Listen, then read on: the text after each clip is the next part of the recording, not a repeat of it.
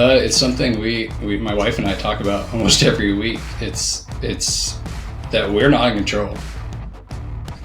We have to trust God every single day to do what He's called us to do. And He never said it was going to be easy. I think a lot of people are like, you found Jesus, now your life's like, you're good. And that's not the case. As you get deeper and deeper into God's will for your life, the enemy doesn't like that. And your life is going to get hard, and it's going to get harder and harder and harder as you get deeper and deeper and deeper into your calling and into your faith.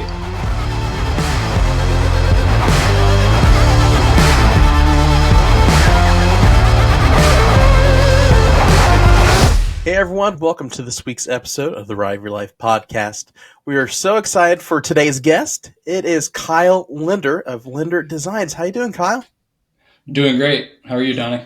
I'm doing great, and I'm looking forward to our conversation tonight and just some of the things we're going to be talking about. You're a jack of all trades, and I can't wait to hear some of the things you get to do. You're a graphic designer, a theme park coaster enthusiast, a writer, and so much more. So let's go ahead and get to know you a little bit. Introduce yourself and give us your testimony as well. Yeah. I'm Kyle Lindner. I am a Christ follower, husband, dad, and I've been obsessed with roller coasters for as long as I can remember. I don't know if it was as a kid, we always go to, Cedar Point, Kings Island, Disney World. I don't know if it was that or playing Roller Coaster Tycoon, but I always had an itch to go see something new, ride something that I haven't ridden before. So luckily I've just been able to do that my whole life and continue to do that through a couple different venues now, but it's been great. I also am a graphic designer, like you said. I work full time at Ohio University in Athens, Ohio, and I also have my own company called Lindner Design Company, and a company under that called Little Light Design Company. I think we'll talk about that a little later. But I love what I do. It doesn't feel like a job at all, so I can't complain. A little bit about my testimony. I don't have like a super exciting testimony, but I grew up in church. My family has gone to church my whole life. My parents were my Sunday school teachers. I was there every Sunday, learning all the stories, doing the right thing, and eventually got into high school. I was going to youth group and got to the point where I didn't have an interest in going. It wasn't that I was done with God, or I just would rather be at home, not being social. I think it got to that point. And it was about that time my youth pastor was like, hey, we're going on this overseas missions trip. I think you should come.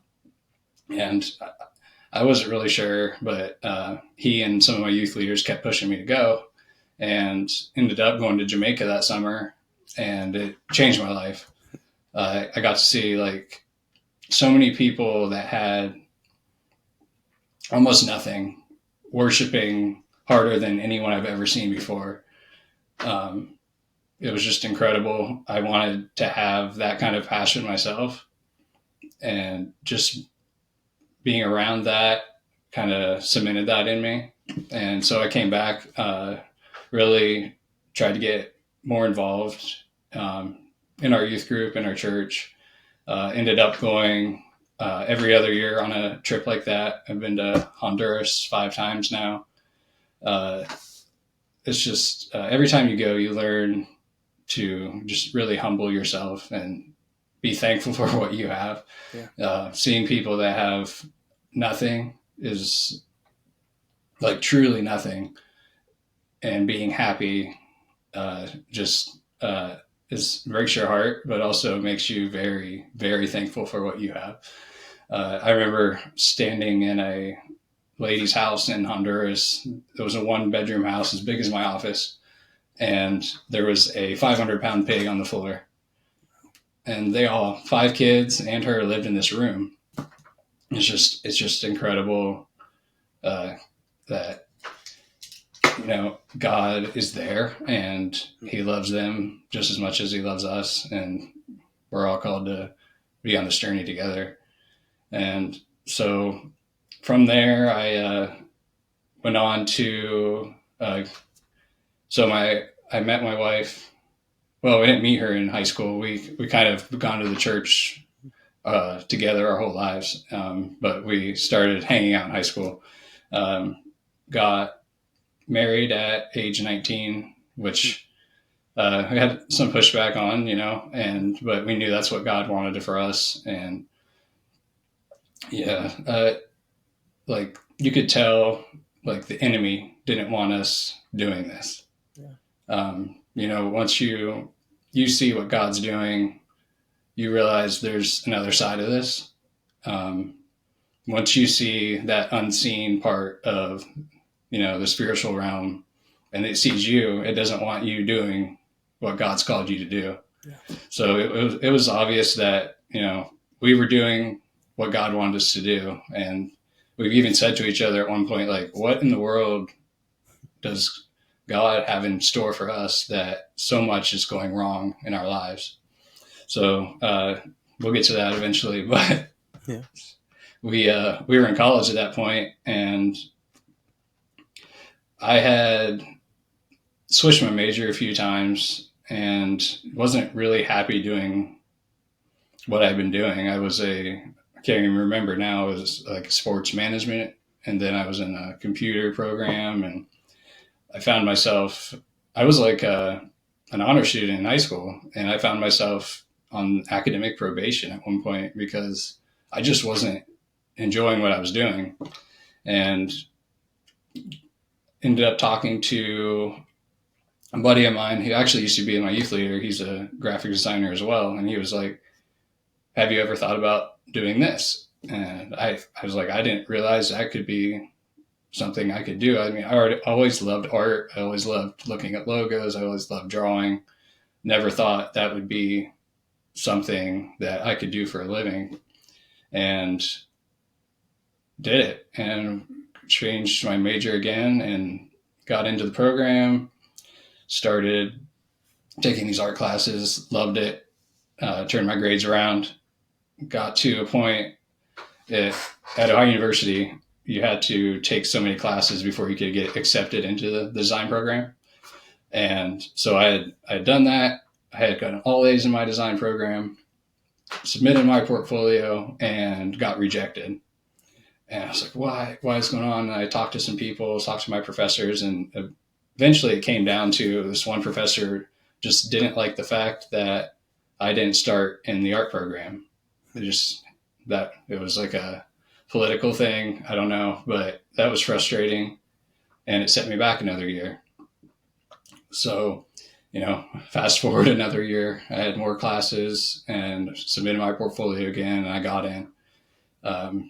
So I ended up graduating. I was 2 years late, but happy with my decision, and, God figuring that out for me. I spent that summer after graduation looking for jobs. Luckily, that the same buddy of mine that got me looking at this path, he has a design agency in town, and he let me come on part-time while I was looking for jobs. And that fall, an opportunity came up back at Ohio University as a full-time graphic designer.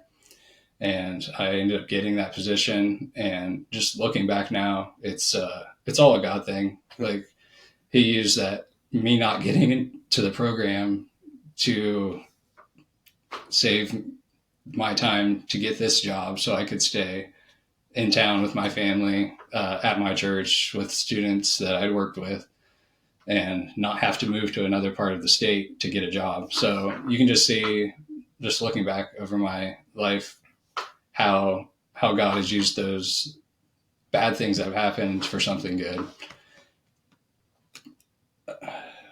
We can keep going if you want. Yeah, go for it. Brag on the Lord, man. So, yeah, man. It's like, so even like after all that, we got really involved with our youth group. was really something my wife and I both were highly involved in high school, and so we wanted to continue to give back after we graduated. So we ended up working with the youth as youth leaders for nearly 12 years under our guidance of our youth pastor and mentor friend. He's still one of my best friends. But so we were doing all of this at our church. We thought this was going to be like where we were going to be for the rest of our lives. Like our kid was involved. We were involved in other ministries. And so, but we kind of came to a standstill a little bit a couple of years ago where just there was a shakeup in church leadership. Our senior pastor retired. Some other people came in, and it was a couple of years of we just really didn't like what we saw. It didn't feel like things were Christ-like, and ended up our youth pastor I just mentioned, he left for a different job, and we were just like kind of at a standstill. We didn't really know what to do. We weren't comfortable being there. And after a lot of consideration, we left and ended up at a different church in the area with some really good friends of ours. That this church had only 8 people when we got there, when we were at a church of around 500. So you can imagine, like, it's just a crazy change for us, for our kids.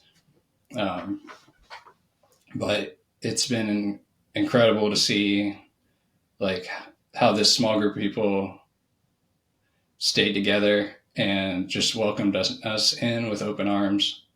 And we've really poured ourselves into that place now. And 2 years later, we're running around 50 people a week. Wow. And just being able to be part of a community that really is looking out for people outside the church. It's not about focusing in on what we want to do, but looking at the unchurched and getting those people in the door. We actually had a drug rehab center in town reach out to us and say, can we bring some of our clients to church on Sunday? Wow. And we're like, yeah, of course. And they're like, you're the first church in the area to allow us to come. That's crazy. It's crazy. So I don't know. We went from this being in a place that, looking back now, felt like maybe we were too comfortable doing church the traditional way. I know I read a book recently by Natalie Runyon. I don't know if you know that name.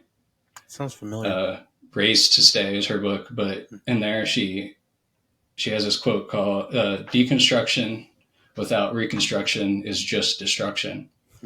And I know that word's kind of thrown out there more in the sense of like people really just wanting to destroy their faith, something they grew up with, and they want to, leave. And then I think that I really like that quote, because you have to deconstruct in a way that's constructive, changing what we've traditionally known to do in church into a better way.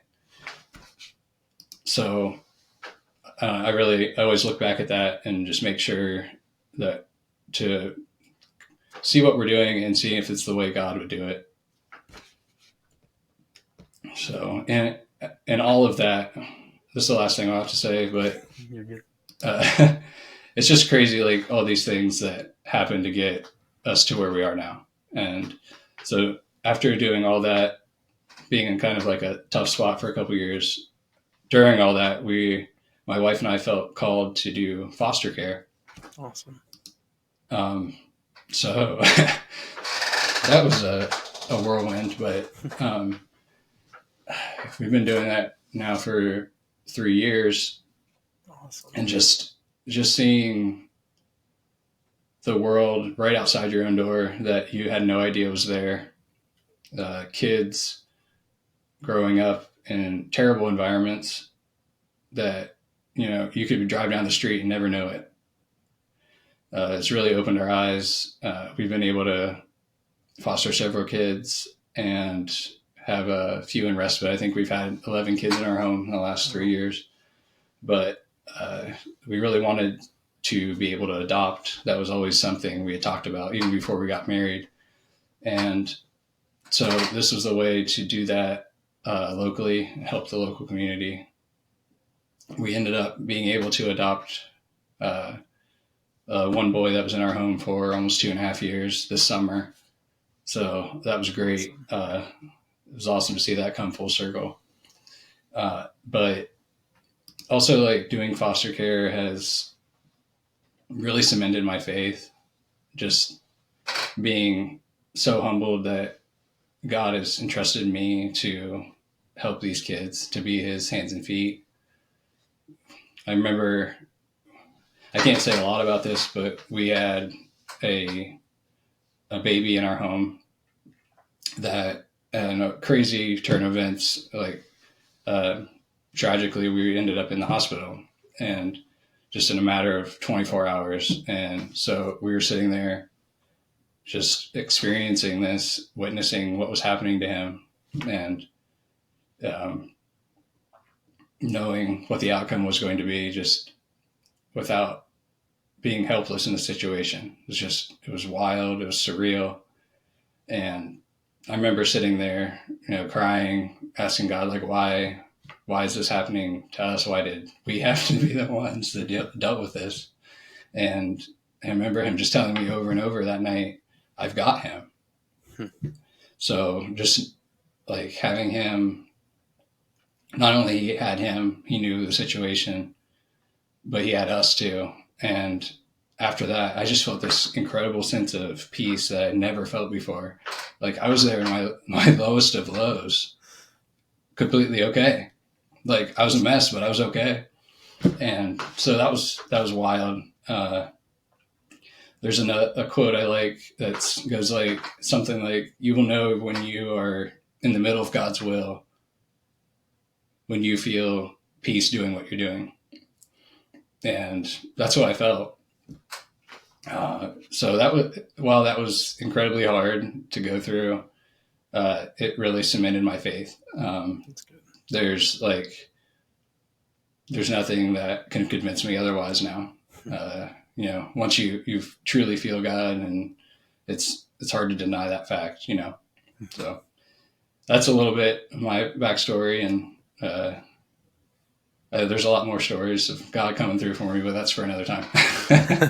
That's awesome. Praise the Lord for that. And this roller coaster of life, so to speak, it's just neat to see the hand of God working in it all.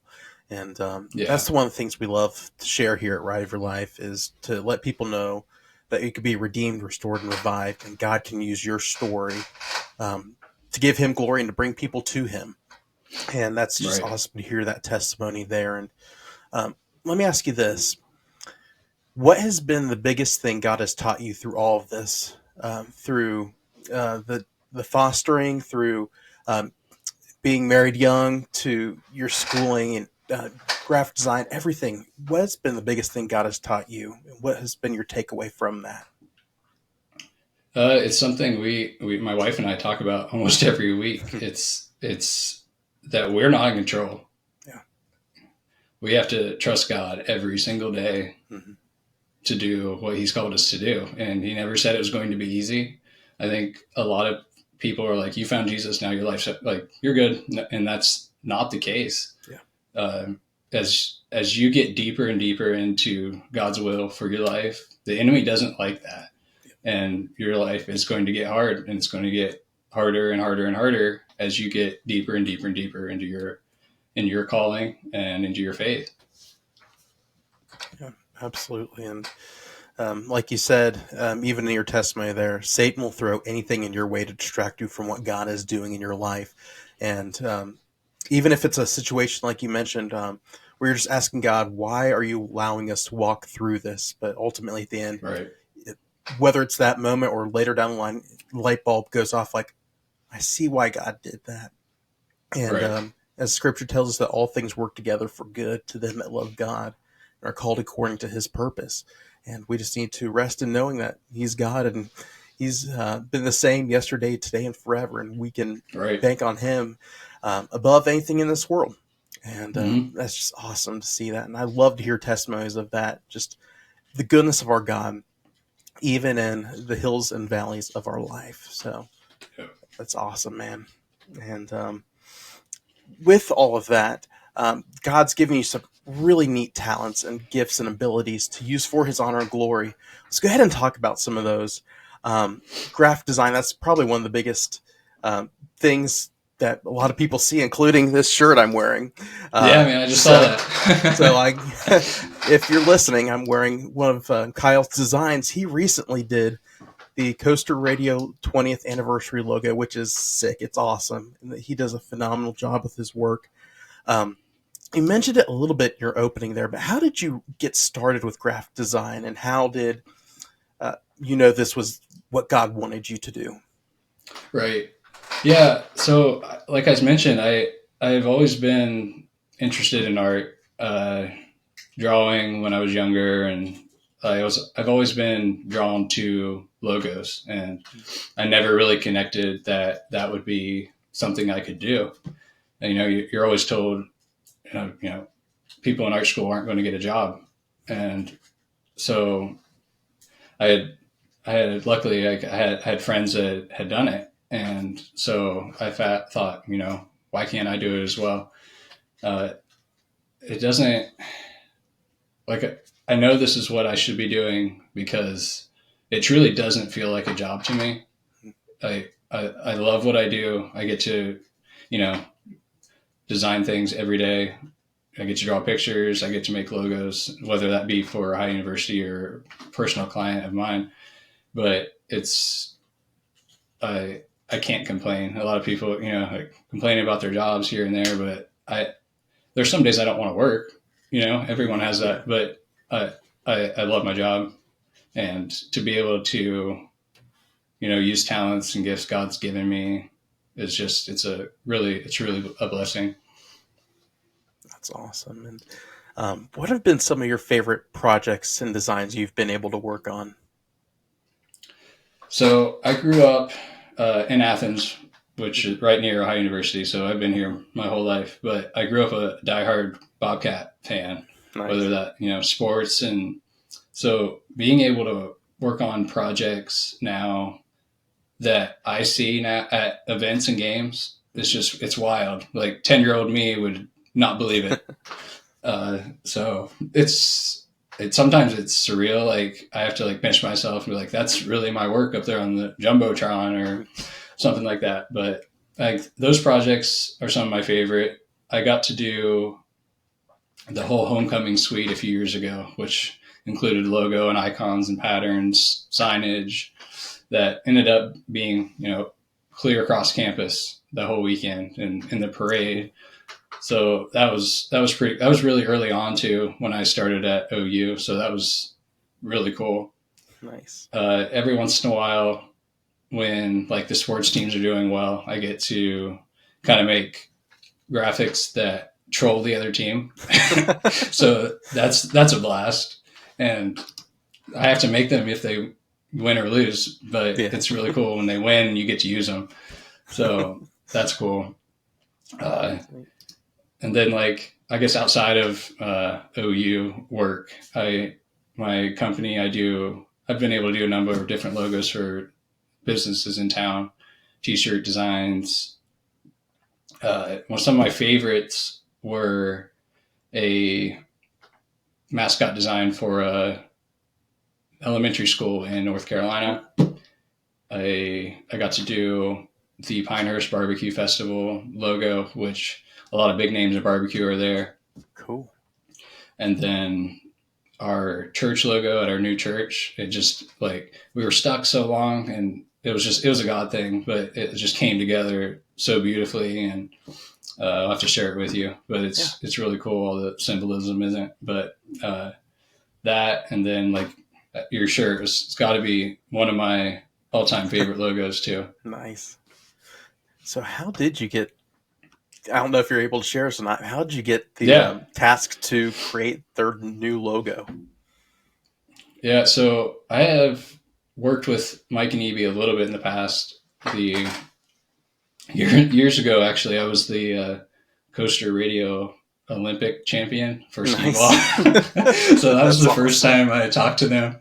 But I've also done like stickers, and like 3 years ago, I did their meetup T-shirt. Nice. Had like I think they were at Busch Gardens Tampa that year. So I'd been in contact with them before, but they just kind of reached out in the middle of nowhere, and we're like, hey, we've got our 20th anniversary this year. We'd really like to have a refresh of our logo to reflect our new name. So they dropped the .com. So they're Coaster Radio now. And they said the only stipulations are we really want to keep the radio tower and the coaster hills. Yeah. So I had done some sketching and brainstorming. A lot of it's just done up here. I just, mull it over for a few days. But I kept coming back to this idea of just zooming in on the radio building and tower. I really wanted it to still feel almost like the same logo. It's such an iconic thing for them, but really wanted to clean it up. So I was able to do that, simplify the line work. I use a lot of line work in my designs, but really simplified the hills on the coaster. And I don't know if you've noticed, but the radio tower actually doubles now as like the lift hill for the coaster that's on top of the building. That's awesome. It's kind of it kind of looks like Fury a little bit, but yeah, I was really happy. It came together so well, and they were really happy with it. That's awesome. And as soon as I saw the new logo, I'm like, this is so nice, so sleek, and really good way to bring in, like you said, their 20th anniversary. So that's awesome that you got to do that. And what was the inspiration behind the design? I know you mentioned kind of giving a nod to the previous one, but was there a certain coaster that was your idea of the... Actually, there wasn't nothing in particular. I don't think the one that's on their old logo was any coaster in particular. I just really wanted to emphasize that it was a roller coaster up there. Yeah. There's parts of the old logo that it just kind of made it look like a structure, not really a roller coaster. So I just wanted to tie the whole thing together and be able to double that radio tower as a lift hill. They do I think their legal name, Lift Hill Media LLC, is their company. But so that was cool to tie that in. Cool. That's really neat. And I never really put two and two together until you mentioned that. And I'm like, oh yeah, I can see the hill. That's really cool. Yeah. And something you also mentioned in your opening testimony and bio there was Little Light Supply. Go ahead and share with our viewers what that is and how it got started and some of the work you're doing with that. Yeah. So it's been several years ago now. I had this feeling that God was calling me to do some t-shirt designs, like start a company that was faith-based. And I just kept putting it off. I was like, I don't know how to do that. I'm not a business person.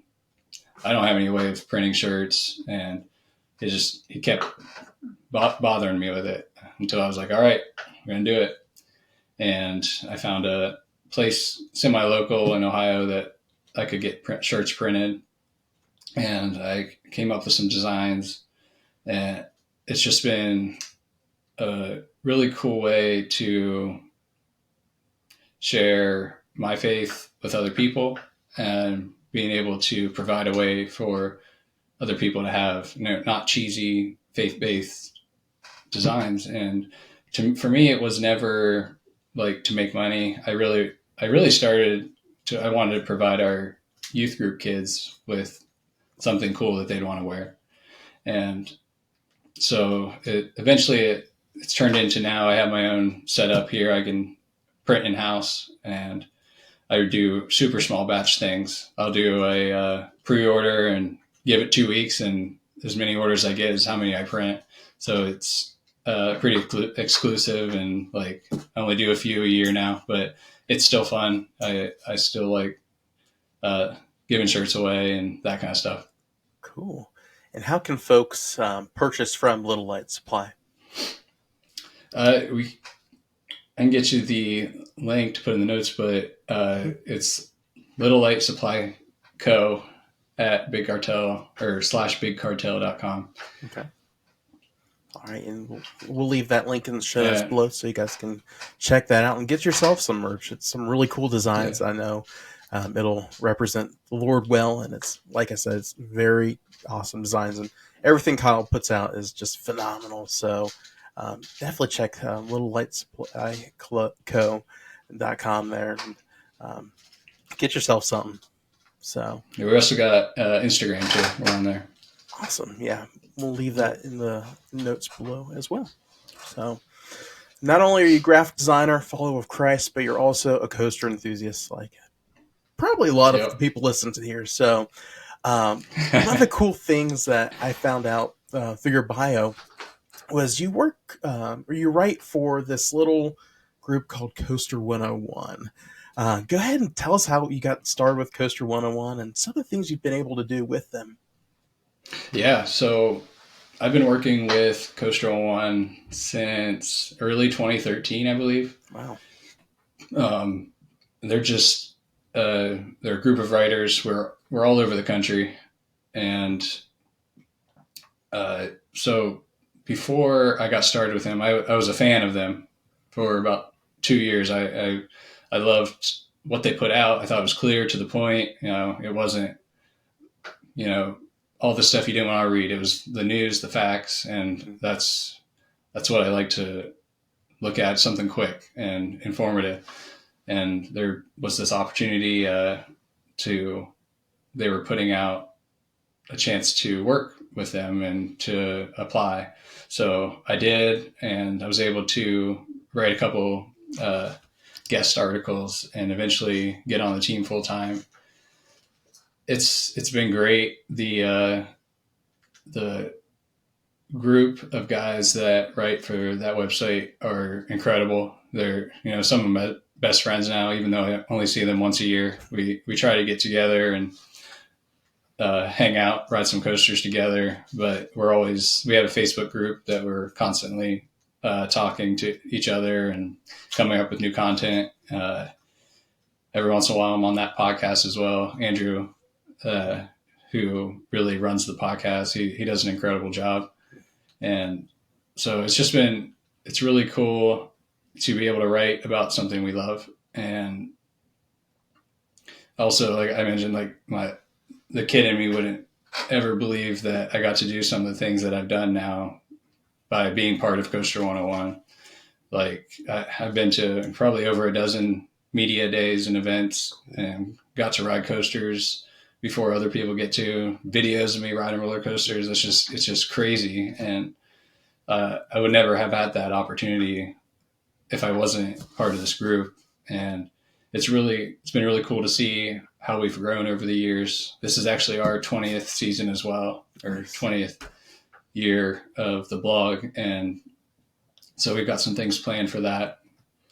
But yeah, we have millions of page views now a year, and it's just crazy to think that like 20 years ago, that hasn't even, it was very small. It was like 2 guys, and now we have a group of, I believe, 8. So it's really cool. Yeah, that's super cool. And I'm a fan of Coaster 101 and their podcast, like you mentioned, and that's one of my go-to sources for coaster theme park news, and it's one of the most reliable out there too. And like you said, just the writings are superb. They're great, and I didn't even know they were 20 years old. So that's really cool. And what has been some of your favorite memories from your time with them? Oh man, the getting to ride Steel Vengeance at 5 a.m. and it was like 35 degrees. It was so cold, but like the hype leading up to that ride was, incredible. And being there in the dark and the fog up at Cedar Point, it was wild. And so that was probably one of the coolest media events I got to go to. And then being able this year to take my son with me. He's a budding coaster enthusiast as well. He wishes he was taller so he could ride the big ones. But I got to take him. We did a hard hat tour at Kings Island for their new coaster this year. And then we were invited out to Good Gravy at Holiday World. And I think we rode it like 13 times that morning. And Wow. the workers were like, I think you have like the unofficial record right now of most rides on this thing. That's awesome. But yeah, it's been cool to share that with him. Nice. And I've ridden Mystic Timbers in the cold, and I can't imagine Steel Vengeance in the cold. Yeah, sure. How was that? Yeah, that was very cold. It wasn't actually, I think this year at Top Thrill 2 Media Day, that was even colder. I had so many layers on, I could like hardly move. Oh, wow. But going in 120 miles an hour in the almost freezing weather, yeah, kind of painful. But when you can ride roller coasters, it doesn't really matter. So yeah. So how was Top Thrill 2 being one of the only few people who got to experience it last year? Yeah, I mean, that was crazy. Like, it was like a week or two after we had been there, it closed. And so everyone was like, how was it? And I will say the original one had like more of that instant thrill factor. Like the launch was so intense, but the ride was so short. Mm-hmm. And while this one is maybe not as intense, the ride's better. I think having that forward, backwards, forward really makes it more of a full experience ride. My favorite part is the launch backwards, and you get to the top of that spike, and you're just hanging there. It feels like 3 or 4 seconds, but yeah, awesome ride. I really hope it opens again so more people can experience that. I was going to say, I'm hoping it opens this year because I'm excited to ride it. My wife and I were so close to riding Top Thrill Dragster. Yeah. But the line was ridiculous the day we went. And just a few days later is when the incident happened. So it's like, I don't know if the Lord is protecting us or what it was, but I can't imagine what the original version is, how more intense it is now. So yeah, I got to ride. So when all those rumors were going around about King Dakar closing, I was like, that was one park I'd never been to. And I had, a Six Flags membership. And I was like, for years, I'm like, all right, this is the year I'm going. This is the year I'm going. And they announced that. And I was like, I've got to go ride King Dakar. So I made the trip. And it was like the day before it closed, I think. I got on it. And it reminded me so much of Dragster but man, it was old. You could tell. It was so rattly. It was like, this thing is falling apart. It should be taken down. But so, yeah, it was cool to experience that same kind of thrill again. But yeah, hopefully they put something else there just as good. What would you like to see in that plot if you could put anything in? It's a big plot now. So it if is. you could put anything in there, what do you think could go there? Yeah. Usually when someone asks me that, my go-to is like some kind of like RMC single rail, because a lot of places don't have those, but they do. Yeah. And so I'm a big sucker for like traditional woodies. Like Mystic Timbers is one of my favorites. And so if you could do something like that, maybe a little bigger, but same pacing, I think that would be a really cool, nice long layout there. Nice. And of the two Ohio parks, which one do you claim as your home park? Definitely Kings Island. I'm about 2.5 hours from there, and I'm about 3.5 from Cedar Point. Cool. We got to, my son and I got season passes this year for Kings Island. Cool. So we went down probably 6 or 7 times, and it's not bad at a 2.5 hour drive. So we were there a lot. Yeah, Kings Island is my home park, and I love it. And Yeah. it's cool that you got to do that memory with him of taking him to the hard hat tour for Yeah. soapbox racers. And what's his favorite coaster there so far? Is it soapbox racers? No, I think it's the Beast, actually. Wow. Yeah. Yep. So, what got him started in coasters? Was it just your passion for it, or was it going to the park so often? Or Yeah, I think it was probably me. I was, I had my fingers crossed hoping he would yeah, get hooked, but yeah, I mean, he's pretty much grown up going to parks, riding anything as soon as he was able to. I think when he was like one, he was at Mystic Timbers Media Day with me, with like my wife and I and him went and kept passing it back and forth. So like he's grown up with it, and so it's really cool now to be able to do that with him and talk about what's your favorite coaster. I think his favorite all time right now is Wildcats Revenge at Hershey Park. nice. So yeah.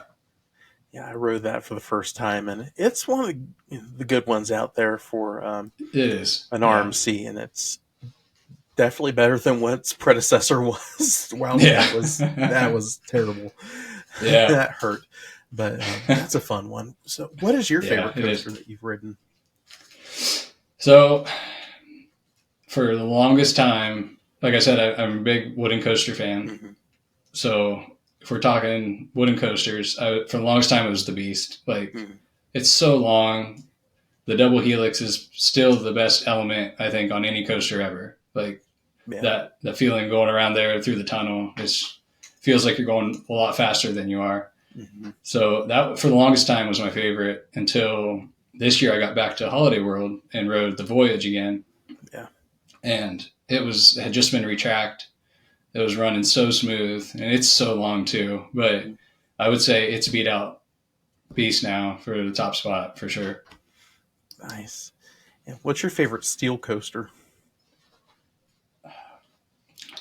If I can count Steel Vengeance, that's what I'm going with. Fair enough. It's steel, pretty much. Yeah. But other than that, probably like Fury. Cool. Yeah, Fair's a fun one too. And we rode that for the first time. We went to Carowinds for the first time this past year. It's a good park. It is definitely one of the best ones from the Legacy Cedar Fair ones, and we enjoyed that. And it's neat to see that they're getting life in their Camp Snoopy this year too. And that would be cool. Again, for those newer coaster enthusiasts like your son, just growing up with some of those coasters is really neat. Of the new additions for this year, which one are you looking forward to the most? And which one do you think will take home the award for best coaster of 2025? Yeah, this is hard. I think it's between Siren's Curse and then I'm totally blanking on the name now. The one at Canada's Wonderland. Alpen Fury. Yeah, Alpen Fury. But I think it's going to be Siren's Curse just because of where it's at, being at such an iconic park and being such a iconic type of roller coaster. This is something like the community has been obsessed with for years, but we've never had one in North America. Yeah. It's crazy that we're getting two this year, but absolutely, I think the fact that it is what it is and it's where it's at is going to really help it. And I think it's going to be a good ride too. The layout's great after the drop. So as long as it's, it doesn't come out rough and it's a really good and smooth, enjoyable ride, I think it's going to take the cake this year. Yeah. That was a huge surprise last year. That literally came out of nowhere. I'm surprised they kept it under wraps. I don't know how long they kept it under wraps, honestly, from what we hear of the chain that was passed along. But that was a neat surprise to the coaster community. And I'm sure it was out of nowhere for you guys at Coaster 101 as well. Like, okay, we're getting two coasters next year. Right. Especially like right after Top Thrill. Like, no one would have thought that was coming. Yeah. And what do you think is next for Cedar Point? Do you think it's another coaster, a water attraction, a dark ride, or what do you want to see, I should say? Yeah, they have such a well-rounded lineup now. I would love to see a traditional wooden coaster up there. Mm-hmm. There's not. Um, the Cedar Creek Mine Ride, that area, I think would be really cool Mm-hmm. if they replaced it with like again a Mystic Timbers Yeah. type roller coaster right there. That would be really cool. Uh, I'm a big fan of dark rides too, so having something like that, I think, would help round out their entire attraction lineup. Mm-hmm. So that would be cool to see. I'm surprised they have not had a dark ride in recent years. I think the Mm-hmm. last time they had one was probably the Pirate Ride. That was how Yeah, many years ago? yeah, But that would be neat to see that. I'd love to see them get a GCI in that frontier town area, and yeah. it'd be nice to have it over that pond that they have Mm-hmm. there. And now that the water ride, I forget the name of it, their um, plunge ride. Now that that's Yeah, gone, that opens up a whole yeah. It's a playground lot for of them it. to work with. So, Yeah, and they're strapped for real estate too. So mhm, any little bit they can get will help. yeah, for sure. And what are some of the parks that you have planned for this year? What are some of the things you're looking forward to in 2025? Oh, I so like I mentioned, I have a Six Flags membership, and they came out with the opportunity to get the Cedar Fair add-on Mm-hmm. for like $100 for the year. So Yeah, I did that. I'd really like to get to Canada's Wonderland this year. cool. I have not made it up there yet, and with the Alpine Fury coming in, it might be the right year to go up there. Mm-hmm. So I'd love to get there, and then to several other of the Six Flags parks, just to get the smash and grab some credits like Six Flags St. Louis and New England. So that would be ideal for the summer. Cool. Yeah, that's another bucket list park for me is to get up there to Canada and check out Canada's Yeah, Wonderland. It looks like they've got a good lineup and a really good park. So yeah, hopefully get to go up to there. Um, yeah. We were supposed to have a meetup there for Coaster 101 a couple of years ago, and for some reason I couldn't make it, so I was really bummed. yeah, hopefully get to get up there this year. But Yeah. now the $1 million question. Now that you have Kings Island as your home park, what would you like to see in that vortex plot of land? Oh man. If you could put anything in that spot, what would you Yeah. like to put there? I think. See, I go back and forth on this. Either something similar to Copperhead Strike, Mm-hmm. like some kind of multi-launch there that would be kind of out in the open there, but also go back into the woods. Mm-hmm. You could even do like a show building, kind of like Verbolten has, or something like that. That would be really cool there. But I also go to the other side where it's like RMC single rail. I got to ride, Jersey Devil this year, and that was so cool. Like the being on this tiny little track, it feels like you're going so much faster than you are. So I think something like that too would be cool there. Some custom RMC. Nice. Those are good ones for that area. My wife and I are hoping for a Copperhead Strike as well. Yeah, Kings Island needs something like that they do. at the Yeah. park, and I think that would Mm-hmm. probably take the best attraction or best coaster at the It park if might. that were Yeah. to be the case. And you've got Yeah. that plot of land, and if you want to go crazy, you can take out the Italian Job, take out the Action Yeah. Theater. Then you've got so much to work with. But Yeah. what do you There's a lot think? there. Yeah. So, what do you think is coming in 2026? Now that Six Flags has kind of hinted, we're getting a family thrill attraction. Yeah. Uh, I don't no idea. I haven't really thought about it. The I would like to see. I don't know where they would expand it, but like expanding that out past Banshee, between the Mm-hmm. Bat and Banshee. There's such a nice plot of land there. I know they own a lot of land back They there, do. so I think another family area would be cool. Like you have Planet Snoopy, maybe like an in between family area, so not like little kids. Maybe they're not ready for Tweens. Diamondback, but having something in that 48, 50-inch height requirement, that would be really cool as like a transition thing. I don't know. Family attraction might not mean roller coaster, but that's what I'd like to see. Yeah, that's something that needs life is Action Zone. Needs a little bit more to it. I think Yeah. that'd be perfect to expand that a little bit. Yeah. Now they have DC to work with, so if they wanted to make that Yeah. the first Legacy Cedar Fair to get it, that'd be Yeah. perfect for, like you said, that tween stage, teenagers, where it's thrilling, but still the Yeah. kid can enjoy it as well. So Yeah. I was kind of disappointed when they put Orion where they put Orion, because I always thought it would be cool to connect the park from that area 51 to Action Zone, like behind back there, and then have a whole new area of the park. But I don't know if they can do that now, where they've kind of like cut that midway off with Orion. Yeah, we'll see what the park has in store when it opens this season, and what's different and what might look off. But there's tons of speculation going around. But I know the park will do something really cool. And now that Six Flags is coming in, there's pros and cons, but I think there's hope. Yeah. Even though there's some crazy things that have happened this past year with the chain, I think there's still hope. But as we bring this time to a close, and it's been fun talking coasters and just the things of God with you, what are some takeaways you want to leave with listeners today, whether it's career-wise, spiritual? What are some takeaways you want to leave with guests or listeners this week? I think just make sure you don't ignore what God's telling you to do.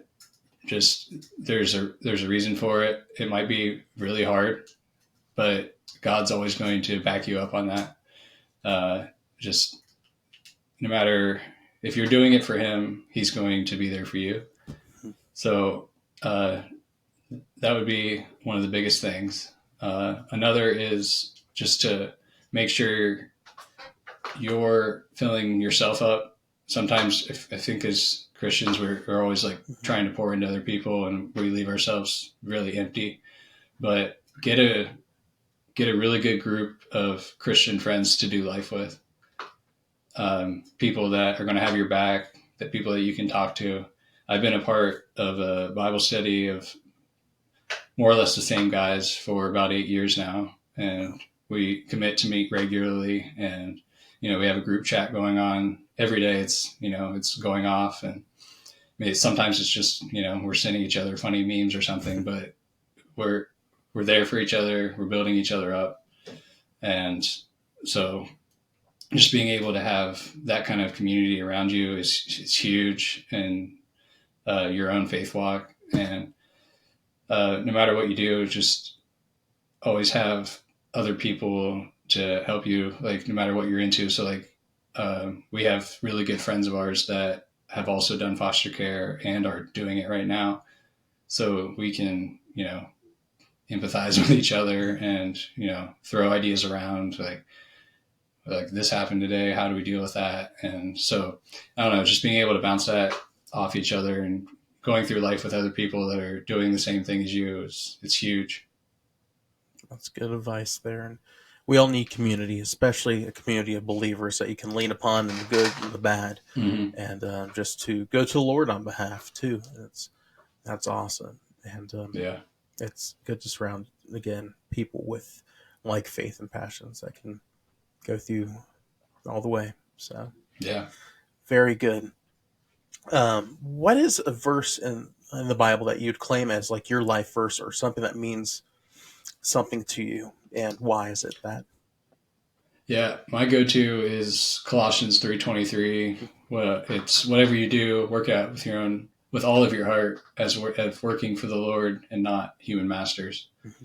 And I try to live by this every day and everything I do, whether it be like my job, cooking, working out, doing yard work, like whatever you do, put your all into it. And if you're doing it for God, you're going to give it 110%. Yeah. So even if it's like a meaningless job, it gives you something to do it for. Yeah. Sometimes if you have a job at work that maybe you don't really want to do and it's bothering you, like, I'm doing this for God. Like, he gave me these talents to do this. I'm going to do it 110% for him. And I think if you do that in all aspects of your life, God's going to be there for you.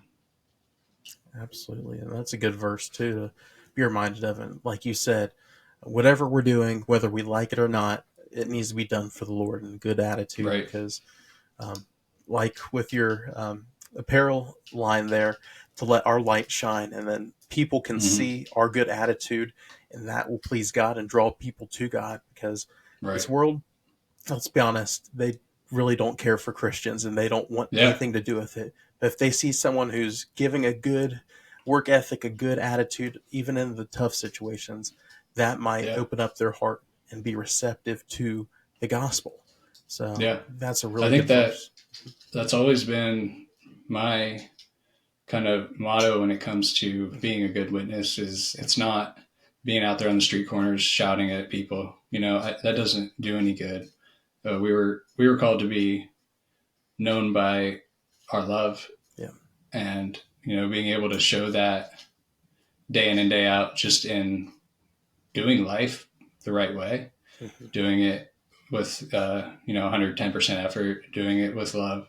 People are going to notice that and notice there's something different about you. Absolutely. And people know us by how we live our life. So let's live a life that's pleasing to the Lord, and that'll draw all men to him. And then a question that we ask every week to our guests. Is there a song that you would like to highlight this week that means something to you? Because we have this playlist. Each Saturday we add a new song to it called the Song Spotlight. And is there one you would like to add this week? Yeah, let's. I was going to go with. It's called "Walk On" by my friend Seth Jernigan. I really hadn't heard of Seth until I came upon this song, but since then I've met him. We've had him to our church and do a concert, and he's an awesome guy, great songwriter. But I just happened upon this song right after we went through the tragedy with our foster son, and just being in this really low place at the time, I just listened to the song on repeat, and it got me through the next few months. And it's all about no matter what, we have to push forward and trust God in our darkest season. Just walk on, keep going. God's going to be there. So that was a song that has just been really important to me. It helped me a lot, and give it a listen. It's good. Awesome. So that's Walk On. And what was the artist's name again? Seth Jernigan. All right. And we will highlight that this week as our song of the week. So, and in closing here, Kyle, how can folks get connected with you and get connected with some of your work and anything you want to plug? Yeah, so I'm mainly on Instagram. I kind of use it as my portfolio and just to document coaster travels and whatnot. So mostly on there. Also, Little Light Design Company, is on there. And if you want to reach out, you need a logo done or anything like that, I'd be happy to help. I do small batch apparel, so if you don't want to go spend a fortune on some internet site somewhere to get one shirt made, I can do that. Cool. And one last question I thought of. What is your coaster count currently? I am sitting at exactly 350 right now. Wow, that's awesome. And hopefully there's more on the horizon for this year. So, awesome. Well, Kyle, it's been a pleasure to have you on. And everybody go ahead and check out the links below and get connected with Kyle. And like I said, if you need some logo work done, go check him out. Thanks again, Kyle, and we'll see you all next week here on the ROYL Life Podcast. Thank you for tuning into this week's episode of the ROYL Life Podcast. We hope it was a blessing, help, and encouragement to you. You can view this episode as well as other episodes over on our YouTube channel. Simply search ROYL Life Ministries. While you're there, be sure to hit the subscribe button and the bell notification so you don't miss an episode of the podcast. Also, you can connect with us on social media. on Facebook, Instagram, and Threads at Ride of Your Life Ministries, and also on X at ROYL Ministries, and that's Royal without the A. You can visit our brand new merch shop, Ride of Your Life shop.myspreadshop.com, to catch some really cool merch that you can make Christ known in the parks and wherever you may go. You can find a link to our merch shop as well as learn a little bit more about who we are as a ministry and catch some upcoming events. Simply go to rideofyourlifeministries.com. You can text us at the ROYL Hotline at 513-285-8319. We hope you have a great week, and we will see you here next Monday on the Ride of Your Life podcast.